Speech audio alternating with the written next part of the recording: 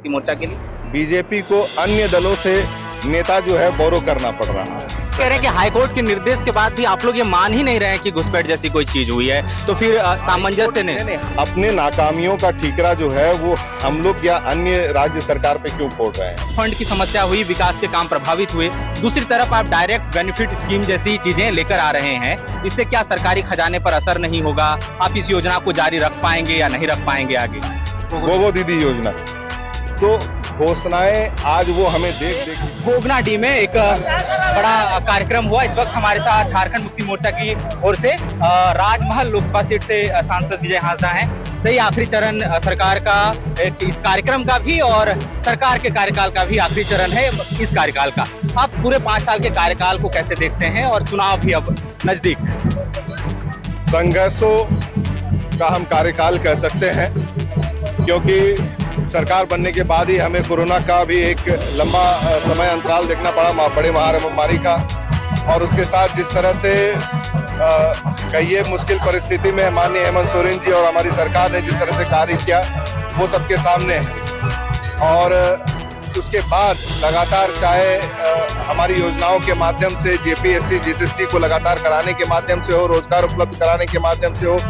ऋण उपलब्ध कराने के माध्यम से, आज जैसे मैया सम्मान योजना की बात हो रही है, 200 यूनिटरी बिजली की बात हो रही है, यूनिवर्सल पेंशन की बात हो रही है, जिस तरह से लगातार जो नौकरी की बहाली की प्रक्रिया को हमने जिस तरह से आगे बढ़ाया है, मुझे लगता है कि 18-19 साल जो बीजेपी का शासन रहा और हमारा 5 साल का शासन, जिसमें कि सरकार तोड़ने की भी प्रयास हुई, सरकार गिराने की भी प्रयास हुई और हर संभव प्रयास हुई कि हमें कार्य करने नहीं दिया जाए। आज जब मैया सम्मान योजना हमारी सरकार ने निकाला तो कोर्ट में कुछ लोग चले गए।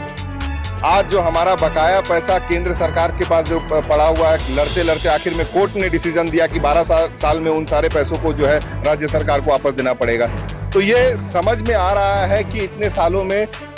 जो बीजेपी की शासन रही है उस किस तरह से शोषण हुआ। आज हेमंत सोरेन जी सरकार, हमारी सरकार ने जिस तरह से लगातार कार्य किया है, उसका खुशी लोगों के बीच आपको देखने को मिल रहा है कि लोग अपने खुद आ रहे हैं, अपने खुद बोल रहे हैं कि सरकार ने हमारे लिए काम किया। आप जो 2 बड़ी योजनाओं की बात कर रहे हैं खासतौर पर चुनावी मौसम में, एक तो फ्री बिजली और दूसरा ये मैया सम्मान, विरोधी सवाल उठाते हैं कि एक तरफ तो आप ये कह रहे हैं कि 1,36,000 करोड़ जो नहीं मिला तो हमें फंड की समस्या हुई, विकास के काम प्रभावित हुए, दूसरी तरफ आप डायरेक्ट बेनिफिट स्कीम जैसी चीजें लेकर आ रहे हैं, इससे क्या सरकारी खजाने पर असर नहीं होगा? आप इस योजना को जारी रख पाएंगे या नहीं रख पाएंगे आगे? इससे पूर्व में भी 14 महीनों की सरकार हुई थी, जिसमें कि साड़ी धोती योजना हमने आरंभ किया था और भी योजनाएं आरंभ करना हमने स्टार्ट किया था। उसके बाद बीजेपी सरकार बनी और उन्होंने उन योजनाओं को बंद किया है। जिन जिन राज्यों में इलेक्शन होने वाली होती है वहां पे बीजेपी घोषणाएं करती है कि हम सिलेंडर इतना कम कर देंगे, हम ये कर देंगे, वो कर देंगे। अभी हमको लगता है कि एक और घोषणा आपके झारखंड के अंदर में ही हुई, बीजेपी के मंत्री जो है आपके कहे कि भाई हम कौन सी वो दीदी योजना। तो घोषणाएं आज वो हमें देख देख के कर रहे हैं और हम घोषणाएं नहीं, 5 साल पूर्व जो हमारा मैंडेट था कि हम आवाज देंगे, हम पेंशन देंगे, हम आपका राशन देंगे, इन सभी चीजों पे हम एक तरह से कह सकते हैं हमारी सरकार खरी उतरी है। जो माननीय हेमंत सोरेन जी या हमारे पार्टी मैनिफेस्टो में जो चीज था उन सभी को हमने पूरा किया है और इसी तरह से लोगों के लिए हम कार्य करते रहेंगे, चाहे विपक्ष हमारी सरकार को गिराने का प्रयास करे, हमें हमारे इमेज को धूमिल करने का प्रयास करे। आज 5 महीना जो हेमंत जी जेल के अंदर बिताए, उसका जो खामियाजा मैं कह सकता हूं कि पूरे राज्य को भुगतना पड़ा कि ये एक चुनी हुई सरकार को डिस्टर्ब करने का प्रयास किया, मुख्यमंत्री को जेल के अंदर डाल दिया गया।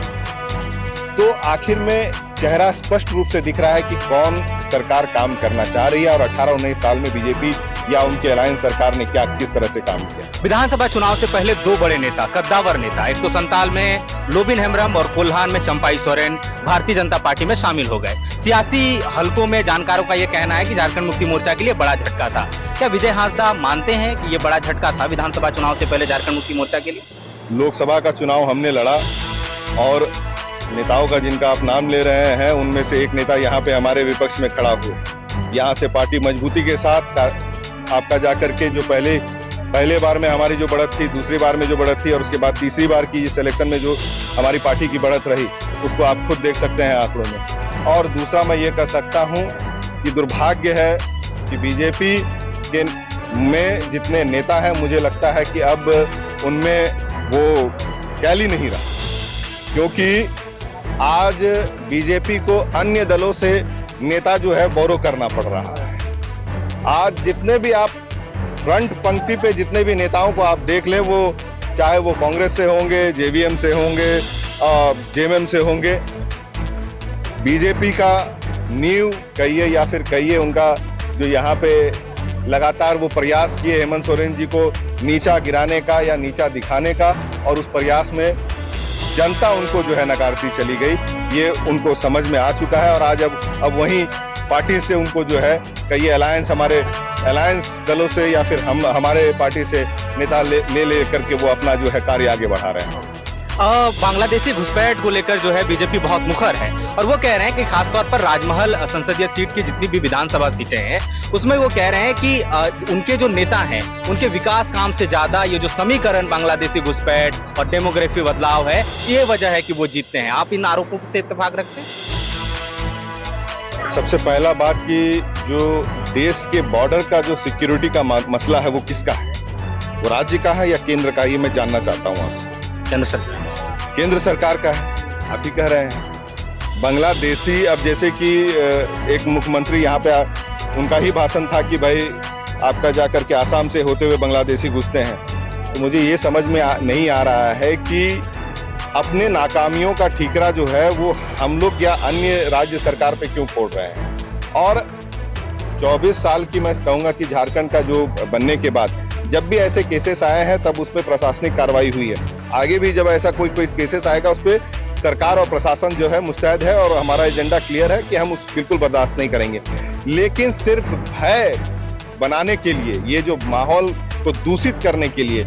ये कहिए कि जात पात और इन सब चीजों का जिस तरह से एजेंडा ये 10 साल से फैलाए हुए हैं और आज भी उसी एजेंडे पे कार्य करते हुए आगे कार्य कर रहे हैं, मुझे लगता है कि झारखंड के जनता चाहे जितने भी सीधे साधे हों, यहाँ के आदिवासी गैर आदिवासी बहुत ही सरल लोग हैं, लेकिन उसके बावजूद भी बीजेपी और उनके जो गठबंधन दल के लोगों के खेल प्रपंच को भली भांति समझ चुके हैं और पूरी तरह से नकार चुके हैं। इस वजह से इस तरह की बातों को लेकर के वो लोग लगातार मैदान में कह रहे हैं कि हाईकोर्ट के निर्देश के बाद भी आप लोग ये मान ही नहीं रहे हैं कि घुसपैठ जैसी कोई चीज हुई है, तो फिर सामंजस्य नहीं। हाईकोर्ट के बाद जो है लगातार आपका प्रत्येक जिला में जो है आपका निरीक्षण चला है। जो आपका केंद्र सरकार का जो आपका डाटा है आप उसे ही निकाल करके देख लीजिए कि वो खुद अपना कितना कहते हैं कि कितनी घुसपैठियां हुई है। आज चाइना द्वारा इतना बड़ा लैंड हमारा जो है लगातार वो जो है लेते चले जा रहे हैं, वहां पे इन लोग का जो है 56 इंच का सीना जो है पता नहीं कहाँ गायब हो जाता है, किस कपड़े के अंदर छिप जाता है। लेकिन आज जब यहाँ की बांग्लादेश बॉर्डर की बात हो रही है, यहाँ पे मैं स्पष्ट रूप से कह सकता हूँ कि लगातार झारखंड के अंदर में जो लोकसभा का चुनाव रहा और जिस तरह से 5 सीटों में जो एसटी सीट्स हैं, वहां पे इनको जो हार देखने का जो देखना पड़ा, ये स्पष्ट रूप से अब बौखलाए हुए हैं कि अब इसका जवाब हम किस तरह से देंगे। सीधे तौर पे दे नहीं सकते हैं, इसीलिए इस तरह के एजेंडे को ला करके ये लोग दे रहे हैं। एक सवाल जो है ना मैं लूंगा आपके जनप्रतिनिधि होने के नाते,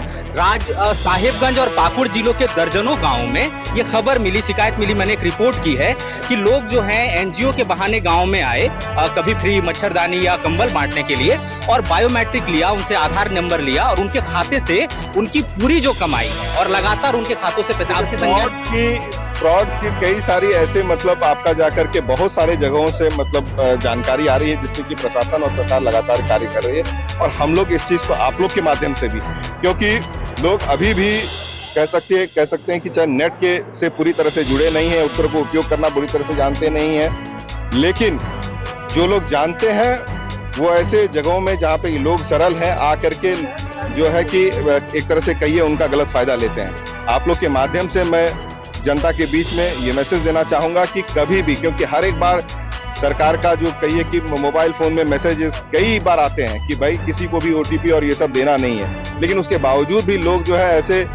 लोभ में पड़ जाते हैं, गिर जाते हैं। तो मैं आप लोग के माध्यम से आप लोग के साथ भी मैं ये चाहूंगा कि एक सहयोग रहे, सब तक ये मैसेज जाए कि इस तरह के कार्य से बचें, कोई भी अन्य व्यक्ति आकर के कोई अगर पुष्टि किया हुआ व्यक्ति अगर नहीं है और वो आपका कोई भी डाटा मांगता है, कृपया ना दे।